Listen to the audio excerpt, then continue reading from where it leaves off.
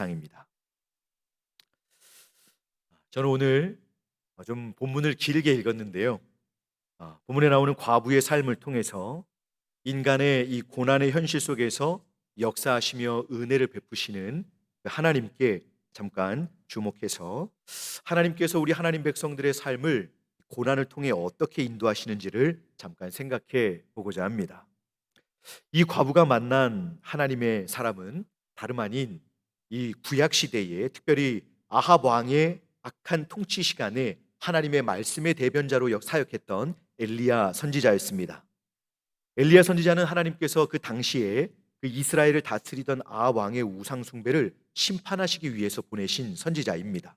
근데 아합 왕은 이전에 그 악한 왕들보다 가장 악하게 하나님 앞에 죄악을 범했던 사람입니다. 특히 바알이라는 풍요와 다산의 신을 그 우상을 섬기면서 그들의 이 산당을 만들었고 그 안에 이제 단을 세워서 이 하나님 앞에 강력하게 이 노를 격발시킨 유명한 왕입니다.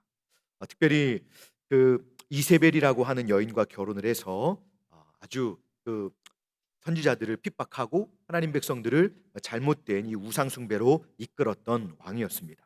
하나님께서는 그 왕에게 이제 심판을 선언하시고 이제 이 장기간의 가뭄을 선언하시게 되었습니다. 이 일을 맡았던 사람이 엘리야입니다. 여러분 그 물이 없는 고통을 아시죠?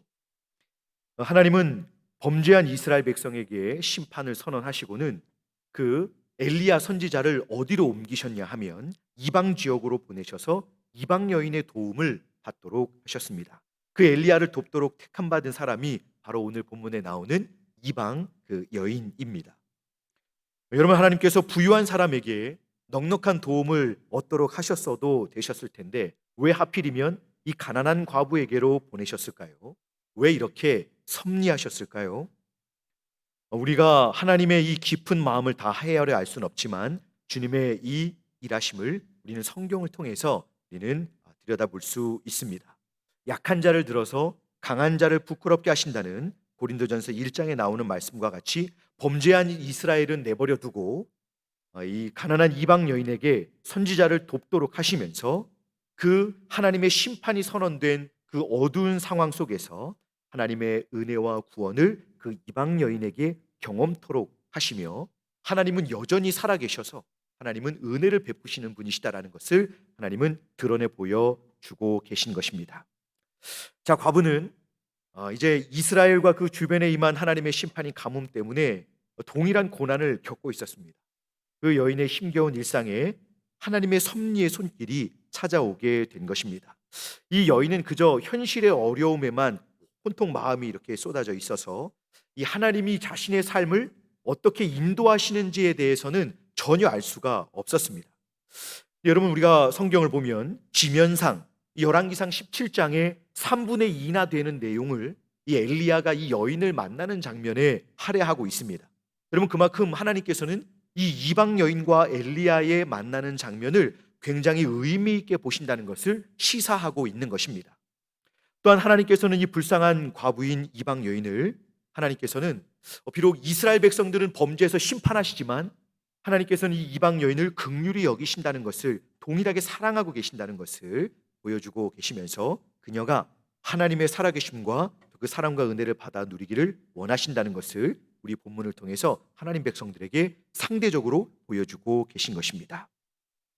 자, 그런데 여러분 하나님께서 이렇게 그 여인에게 사랑과 은혜를 베풀고자 하셨는데요. 근데 하나님의 이 본심과는 다르게 이 여인의 입장에서 볼 때는 하나님의 사람을 만나고서 큰 두 가지의 시험을 받게 됩니다. 가뜩이나 여러분 이 이방 상황에서 이 어떻게 보면 강식의 이 그런 룰이 통하고 있는 이방 그 세계에서 남편 없이 과부로서 자녀를 키우며 산다는 것은 여러분 거의 불가능한 일입니다. 진짜 말 그대로 거의 거지처럼 살지 않았을까 이렇게 생각이 됩니다. 그렇게 열악한 환경에 살고 있던 그 여인을 하나님께서 택하셨던 것입니다. 그래서 첫째는 정말 이 가난했던 그 과부에게 큰 시험은 이제 한 번밖에 먹을 것이 없는 상황 속에서 그것으로 선지자를 섬기라고 하는 시험을 공개하라는 그런 시험을 받게 된 것이고요. 두 번째는 또 그렇게 이 이제는 그 첫 번째 풍족한 은혜를 주셔서 이제 선지자를 그 가정에서 모시게 됐습니다. 그런데 안타깝게도 그 아들이 이 선지자가 오고 나서 병이 심해지면서 이제 죽음을 죽게 되는 일이 벌어지게 된 것이죠. 이 여인 입장에서 볼 때 많은 좋은 사람들을 만날 수 있었지만 하나님의 사람을 만나고 나서 인생 꼬인 여인처럼 보여질 수 있는 상황이었던 것입니다. 자, 그럼 이 상황이 무엇인지 한번 들여다보기를 원합니다. 자, 어느 날 이 여인이 성문에서 나뭇가지를 줍고 있었습니다. 근데 한 남자가 다가오더니 그 물 없는 때에 그릇에다가 물을 좀 가져다가 마시게 해달라고 이런 엄청난 요구를 합니다. 근데 여러분, 물이 너무나 귀한 시기였는데요. 근데 초면에 다른 동네 사람이 그런 어려운 부탁을 하는데도 이 여인을 보십시오, 여러분. 이 여인은 자신의 이 모든 일을 멈추고 그를 도와주고자 합니다. 이 여인은 모든 사람이 다 완악하게 변해버린 그 세대 속에서 여전히 겸손히 이웃을 돌아볼 수 있는 마음을 갖고 있었던 사람인 것을 보게 됩니다. 여러분, 이 여인이 이렇게 착한 사람이었기 때문에 주님이 은혜를 주셨다, 여러분 그렇게 말씀드리려고 하는 것이 아닙니다. 그런데 여러분, 그때 이 엘리야 선지자가 어려운 청을 하나 더 하게 됩니다. 당신 손에 올 때 물만 갖고 오지 말고 떡을 하나 가져다 달라고 부탁을 한 것입니다. 여러분, 아마도 엘리야 선지자는 자신이 하나님의 선지자라고 신분을 밝힌 것으로 보입니다. 그리고 이렇게 정중하게 청했겠죠. 그러자 12절에서 여인은 자신의 처지를 솔직하게 선지자에게 고백을 하게 됩니다. 실은 떡이 없고 다만 떡 만들 가루가 한 움큼 남았는데 병의 기름도 조금뿐입니다. 사실 여러분, 이것은 진짜 부끄러운 얘기입니다. 하나님의 사람에게, 선지자에게 자신의 이 어떠함을 초면에 다 드러내 보이는 것이죠. 자기가 얼마나 비참한지, 자기는 이제 그거 먹고 죽을 그런 상황이 있다는 것을 여실히 보여주게 된 것입니다. 그래서 이 불쌍한 모습을 여실히 보여주게 되는 것이죠. 당시 상황이 그러했습니다. 지속되는 그 가뭄 속에서 과부가 얼마나 여유로울 수 있었겠습니까? 그런데 하나님의 사람이 도와달라고 하는 이 어려운 상황에서 이 여인은 이 갈등의 시간에 하나님의 이 선지자를 섬기게 됩니다. 순종을 하게 되는 것이죠. 자, 여러분, 자기가 이렇게 어려운 상황을 계속 토로하자 엘리야는 두려워하지 말고 가서 나를 위하여 음식을 만들고 그 후에는 당신과 아들을 위해서 만들라, 이렇게 이야기를 합니다. 아니, 한 번밖에 만들 게 없다니까요. 이렇게 이야기했지만 선지자는 먼저 나를 위하여 만들면 그 다음엔 너를 위하여 만들 수 있다, 이렇게 이야기를 하게 된 것입니다. 자, 여러분, 이스라엘 하나님 여호와께서 엘리야의 사역이 끝날 때까지, 그러니까 이 땅에 달 비를 주실 때까지 그 통의 가루와 병의 기름이 마르지 않을 것이다 라고 엘리야에게 말씀하셨기 때문에 선지자는 이런 하나님을 신뢰하고 믿었고 또 그 신뢰 속에서 그 여인에게 이 말씀을 전한 것입니다. 즉, 지금 이 여인에게 어떤 요구가 주어진 것입니까? 불쌍한 동네 지나가던 이 사람 한 번만 도와주십시오, 이 질문인가요? 물 한 번 주십시오, 떡 한 번 주십시오, 이것입니까? 아닙니다. 지금 살아계셔서 구원을 이루실 수 있는 하나님을 믿으라는 요청을 받고 있는 것입니다. 엘리야 선지자는 이 버림받은 땅에 버림받은 여인, 정말 가난하고 비참한 여인에게 갑자기 나타나서 먹을 것을 달라고, 섬겨달라고 말을 하면서도 오히려 그 여인에게 하나님을 믿을 것을 지금 청하고 있는 것입니다. 여러분, 떡을 만들면 가진 것이 바닥나서 어떻게 될 것인지 뻔한데 여러분들 같은 경우면 어떻게 하시겠습니까? 이 하나님의 사람의 말을 믿으시겠습니까? 아이를 가진 부모 심정에서 그것을 남 주고 싶을까요? 한 번 요리하면 이제 그거 먹고 죽어야 되는 그런 상황입니다. 당신이 하나님의 사람이건 하나님이 어떤 분이시건 당장 이 내 코가 석자인데 무슨 말이냐, 다른 부유한 사람도 많은데 왜 하필 나에게 이런 무리한 요구를 하십니까? 다른 사람들도 많은데. 여러분, 내가 그런 여유가 있는 걸로 보입니까? 우리가 이렇게 불평과 원망 섞인 말을 할 수 있지 않을까요? 왜 다른 사람도 많은데 왜 하필 나에게 그런 요구를 하십니까? 라고 우리는 대답할 수 있습니다. 네, 여러분, 이 여인은 하나님의 종의 말씀에 순종하게 됩니다. 즉 뭐예요, 여러분? 이 여인은 엘리야 선지자의 말을 믿은 것입니다. 살아계셔서 선지자를 섬기면 계속해서 먹을 것을 제공해 주신다고 하시는 살아계신 하나님을 믿고 순종한 것입니다.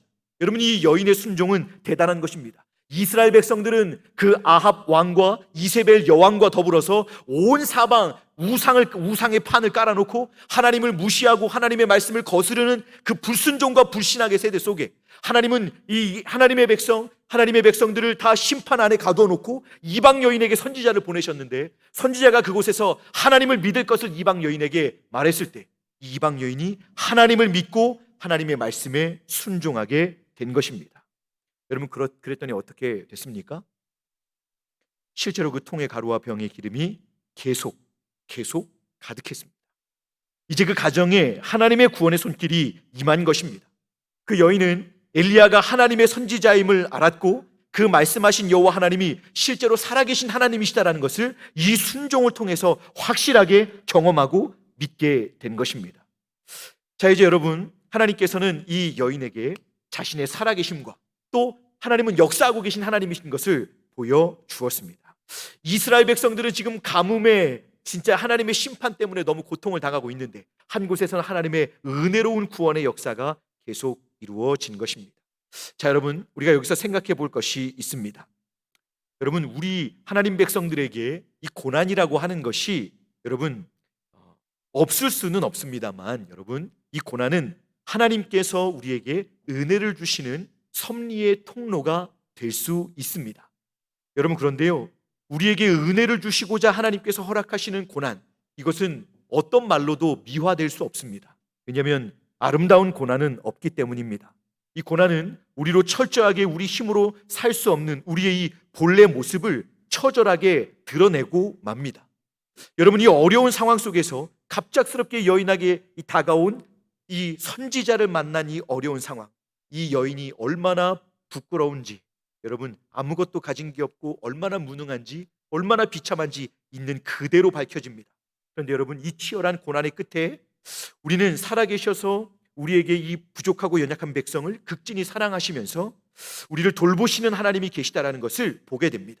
하나님은 이 여인에게 이 고난을 통해서 이 여인의 눈이 모든 걸 다 내려놓고 자기는 정말 아무것도 할 수 없는 연약한 인생이나 하나님은 만약에 말씀하시는 대로 역사하실 수 있는 분이시다면 하나님은 진정 살아계신 분이시다라는 것을 보여주셨고 그 여인으로 하여금 그 하나님을 실제로 믿음 가운데 순종 가운데 경험하게 하신 것입니다.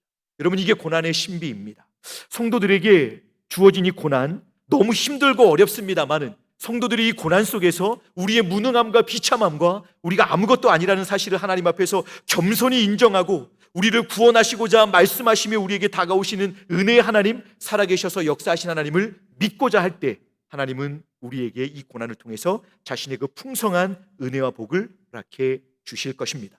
고난은 결코 우리 하나님의 은혜를 가릴 수 없습니다. 그러기에 우리 성도들에게 때로 생각지 못했던 고난이 임하게 된다면 우리는 이 고난 안에서 불평하고 원망할 것이 아니라 하나님의 비밀한 섭리가 있는 것을 기억하고 하나님의 뜻을 물으며 겸손히 다시 한번 하나님을 집중해서 바라보고 소망 중에 하나님을 바라보는 저와 여러분들이 되실 수 있기를 바랍니다.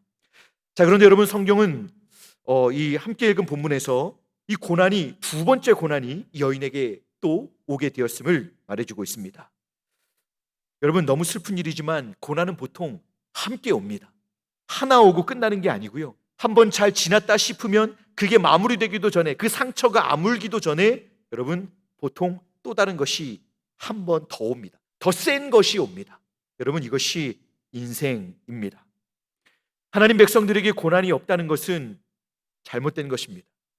이렇게 파도 치듯이 한 번 센 게 오고 더 센 게 오고 또 때로는 잠잠하다가 이렇게 하나님께서 고난의 파도를 허용하시는 것이 성도들의 삶입니다. 왜냐하면 그 고난 속에서 하나님은 그 백성들이 누릴 수 있는 복과 유익을 새롭게, 더 새롭게, 때로는 진실하게, 때로는 이 회초리처럼 아프게, 그렇게 하나님께서는 이 고난 속에서 성도들을 다루심으로써 온전한 믿음의 삶으로 세우시기 때문에 그렇습니다. 이것이 성도에게는 그래서 고난이 복과 유익이 되는 것입니다. 엘리야를 만나서 기적을 경험한 이 여인은 이제 엘리야를 자신의 집으로 이제 오게 해서 돌보게 되었습니다. 근데 그러던 중에 생명처럼 여기던 아들이 병에 들어서 갑자기 악화되어서 이제 죽게 되었습니다. 이 과부가 여러분 자신의 모든 것으로 의지하며 사랑하는 아들을 잃게 되었을 때 어떤 심정이었을까요?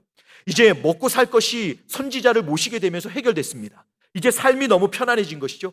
역시 하나님은 내 삶을 돌보시는 분이야. 그럼에도 이 여인은 이 아들을 잃게 되는 상황을 통해서 깨달은 것이 있습니다. 내가 나를 먹고 살 수 있도록 나를 세워주시는 하나님을 믿고 있었던 게 아니라 평안하게 되니까 이제는 이 여인이 더 이 남편 없는 자리를 메꿔야 돼. 아들, 너는 엄마의 소망이야. 너는 엄마의 모든 것이야 라고 하면서 이 여인은 더욱 아들을 의존하면서 지내게 되었던 것이죠. 그런데 이제 이 여인이 이 하나님의 종이 오고 나서 자꾸만 자기가 잘못했던 것들이 생각나고 하다가 결국 이 아이가 이렇게 된 것입니다. 그러니 이렇게 말하는 것이죠. 하나님의 사람이여, 당신이 나로 더불어 무슨 상관이 있기로 내 죄를 생각나게 하고 또 내 아들을 죽게 하려고 내게 오셨나이까? 라고 이 너무 속상한 마음에 엘리야에게 자기의 이 어려운 마음을 터뜨려 버리게 됩니다. 사실 우리의 현실 속에서도 하나님 때문에 이런 일이 생긴 거 아닙니까? 우리 성도들이 살다가 갑자기 이렇게 얘기할 때가 있습니다. 그런 원망의 말을 하게 될 때도 있습니다. 여기 이렇게 오게 하신 거 하나님이시잖아요. 막 이렇게 하나님 믿고 오면은 선하게 인도하신다고 하시는데 왜 나에게 또 이런 어려움을 또 주십니까? 우리는 이런 생각에 사로잡힐 때가 있습니다. 이 여인의 이 말이 심정적으로 여러분 이해가 되지 않는 것은 아닙니다. 그러나 여러분, 우리는 그래서는 안 됩니다. 우리의 이 여인의 경우를 한번 잘 보시죠. 이 여인은 이 사건으로 자신의 죄를 생각하고 있는 것입니다. 이 여인은 엘리야가 이스라엘을 쳐서 심판을 선포한 것을 알고 있습니다. 근데 이제 예전에 바알을 섬기고 있었던 그 여인이 죄의식을 가졌을 것이 분명합니다. 그래서 자신의 죄로 인해서 이런 것이 생긴 건 아닌지 두려운 마음으로 이 엘리야를 대했을 것입니다. 여러분, 고난은 실제로 그 가운데서 온전치 못한 우리 자신들의 영적인 상태를 드러내 보여줍니다. 앞에서도 그랬지만 지금은 여러분 더 하나님과의 직접적인 관계 속에서 나의 죄를 묻는 상황까지 오게 된 것입니다.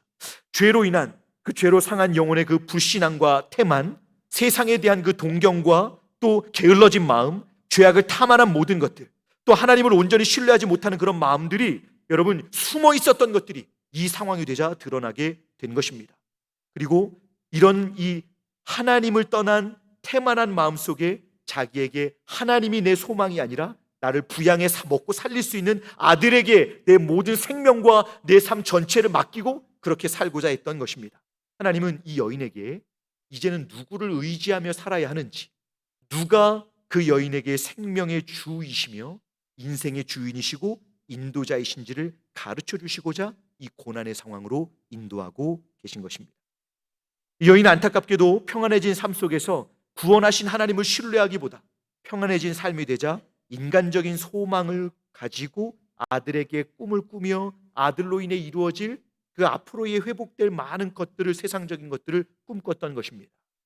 그래서 하나님께서는 이 여인이 가장 아끼는 것을 고난 가운데 다루심으로써 더 온전한 신앙의 삶을 갖게 하고자 하셨습니다. 많은 성도님들이 하나님이 복을 주시면, 자녀들이 잘 되면 자녀들로 인해 받을 것들을, 아니면 내 좋은 상황 속에서 내가 원하는 것을 얻을 것들을 이렇게 헛된 꿈들을 꾸게 되는 것이 우리 죄인들의 이 안타까운 모습입니다. 하나님은 이 여인에게 진정한 구원의 길을 지금 더 깊은 은혜, 더 성숙한 구원의 자리로 이끄시고자 고난으로 인도하고 계신 것입니다.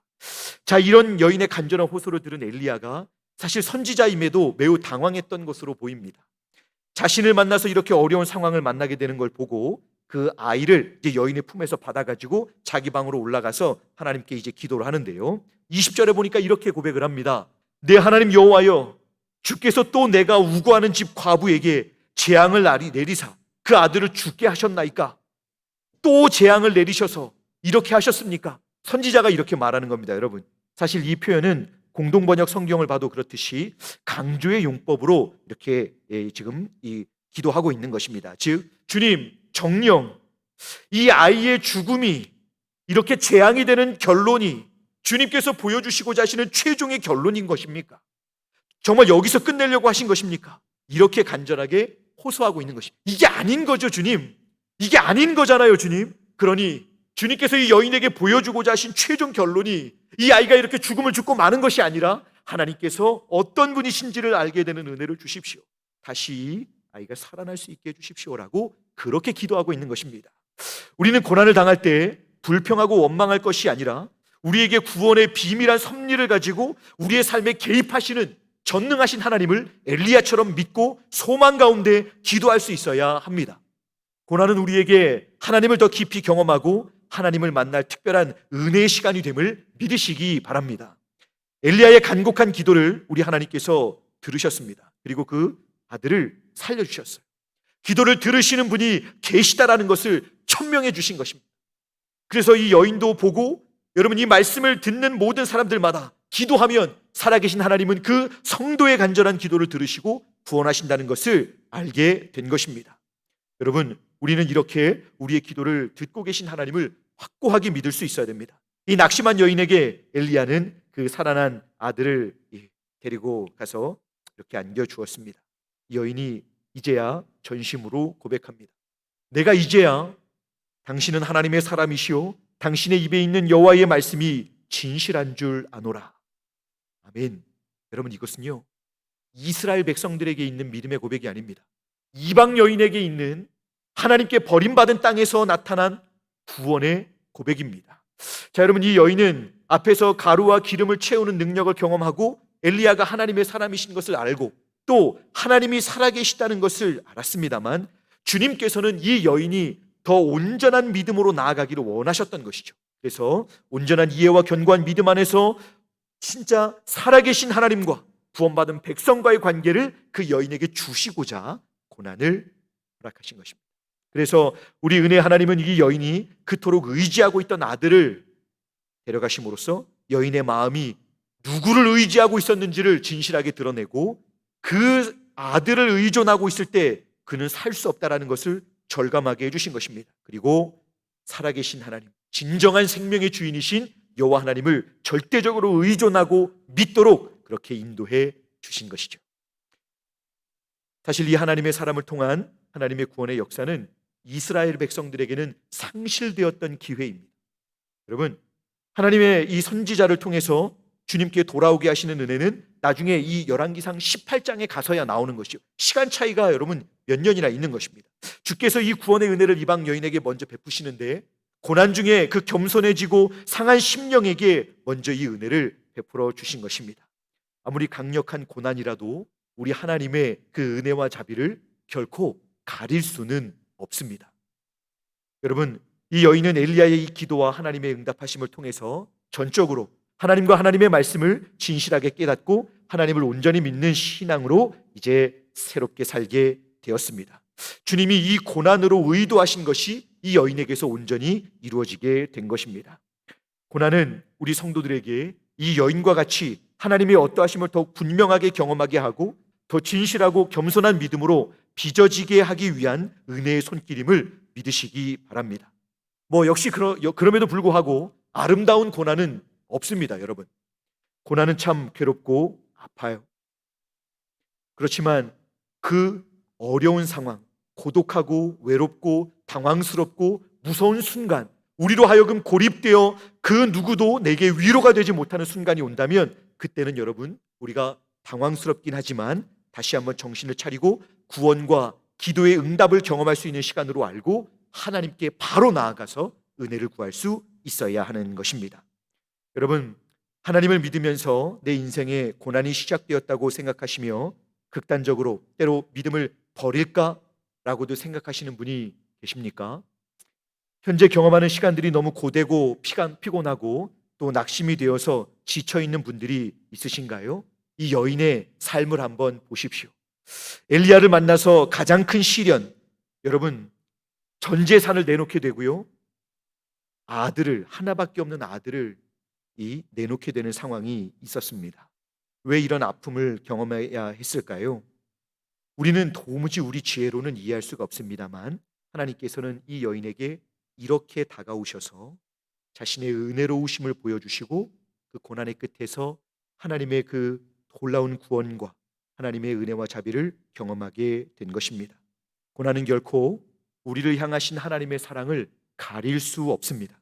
우리는 이런 상황을 겪게 될 때 이 말씀을 따라서 은혜의 하나님을 의지할 수 있기를 바랍니다. 그러면 우리가 고난의 현실에 실제로 직면했을 때 어떻게 해야 될까요? 제가 두 가지만 말씀드리겠습니다. 먼저는 은혜로우신 하나님을 우리는 정확하게 성경 말씀을 통해서 기억해야 합니다.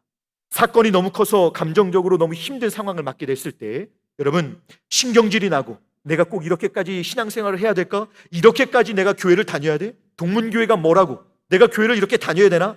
이런 이성을 잃을 만한 그런 상황이 되었을 때 여러분 너무 힘들 것입니다만 우리는 빨리 차분히 우리의 마음과 이런 상황들을 우리가 조금은 가라앉히고 이 어려운 상황에서 눈을 떼어서 조용히 하나님을 바라볼 수 있어야 합니다. 그러면서 하나님의 그 은혜로우심, 하나님의 그 어떠하심을 생각하고 믿음으로 하나님 앞에 나아가서 우리는 이 하나님이 우리에게 이 지금껏 들어온 말씀하신 대로 우리에게 계속 은혜를 베푸시는 분이심을 믿고 주님의 은혜를 구할 수 있어야 합니다. 그리고 두 번째는 이 고난의 섭리를 통해서 우리에게 다가오시는 주님의 계심을 믿고 기도할 수 있어야 합니다. 이 기도 주님께서 반드시 들으시고 응답해 주실 것입니다. 연약한 우리를 온전한 하나님의 사람으로 하나님은 이 고난을 통해서 세워가기를 원하십니다. 우리 주님께서 지금 나로 하여금 평안한 삶을 살게 하고 계시고 있다면 여러분 감사하시면서 더 하나님의 말씀을 통해 하나님의 은혜로우심을 배우시고 또 기도하는 데 열심을 내실 수 있기를 바랍니다. 고난은 언제든 우리를 기다리고 있습니다. 이 고난이 우리에게 갑작스럽게 찾아오더라도 우리가 이렇게 주님을 믿고 의지하고 있다면 이 고난 속에서 은혜를 베푸시는 주님의 섭리를 우리는 다시 한번 새롭게 배우게 될 것이고 그 속에서 풍성한 은혜를 경험하게 될 것입니다. 날마다 고난 중에서도 이 말씀을 통해 위로를 받으시고 더욱 믿음으로 고난의 때를 준비하시면서 주님을 기쁘시게 드리는 믿음의 삶을 아름답게 이루어 가시는 저와 여러분들이 되실 수 있기를 바랍니다. 기도하겠습니다.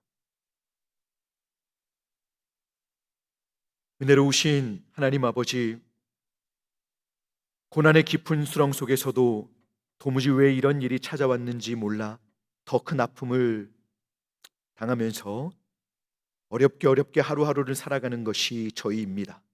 하오나 그 큰 고난을 통해서도 놀라운 구원의 역사를 이루시는 하나님의 전능하심과 우리를 고난 속에서 깊이 만나시고 깊이 찾아오셔서 은혜 풀기를 원하시는 하나님의 사랑을 다시 한번 배우게 됩니다. 고난을 통해서 저희를 더 온전한 하나님의 사람으로 세워가시는 하나님의 은혜의 섭리를 믿고 우리의 삶에 처해 있는 그 고난의 현실들, 이것들을 우리가 두려워하거나 이 속에서 낙심치 않게 하여 주옵소서. 오히려 고난 속에서 인도하신 하나님을 찬양하며 더욱 믿음으로 하나님을 신뢰하고 기도해서 하나님의 놀라운 복과 은혜를 풍성히 누리는 우리 모든 동문교회 성도님들이 되게 하여 주시옵소서. 감사드리며 우리 구주 예수님의 이름으로 기도합니다. 아멘.